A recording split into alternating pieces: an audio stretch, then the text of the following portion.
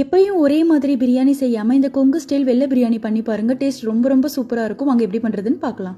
இப்ப பாத்திரத்துல 2 கப் சீரக சம்பா அரிசியை நல்லா கழுவிட்டு ஒரு அரை மணி நேரத்துக்கு ஊற வச்சுக்கோங்க. இப்ப மிக்சி ஜார்ல 6 பூண்டு, அதுக்கு ஈக்குவல் சைஸ்ல இஞ்சி, 4 பச்சை மிளகா, 10 சின்ன வெங்காயம், 1 இன்ச்சு பட்டை, 6 கிராம்பு, 4 ஏலக்காய், 1 டீஸ்பூன் சோம்பு, இதை நல்லா பேஸ்ட் அரைச்சு தனியா எடுத்து வச்சுக்கோங்க.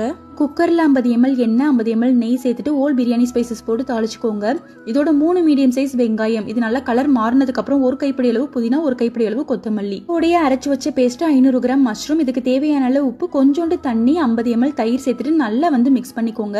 இதை மூடி போட்டுட்டு ஒரு 5 நிமிஷத்துக்கு வேக வச்சுக்கோங்க. இதோட நம்ம ஊற வச்சிருந்தோம் இல்லையா, அந்த அரிசி சேர்த்துக்கோங்க. மஷ்ரூம்ல இருந்த வந்து தண்ணி 1 கப் இருக்கும். எக்ஸ்ட்ரா 2 கப் தண்ணி, இதுக்கு தேவையான அளவு உப்பு, 1 டீஸ்பூன் லெமன் ஜூஸ் போட்டுட்டு அரிசிக்கு மேல ஒரு லேயர் தண்ணி இருக்கும் போது தம் போட்டுக்கோங்க. தோசைகள் நல்லா காஞ்சதுக்கு அப்புறம் 15 நிமிஷம் தம் போட்டு 20 நிமிஷம் ரெஸ்ட்ல விட்டுருங்க. பிரியாணி சூப்பரா தயாராயிரும். கண்டிப்பா இதே மாதிரி நீங்களும் ட்ரை பண்ணி பாருங்க.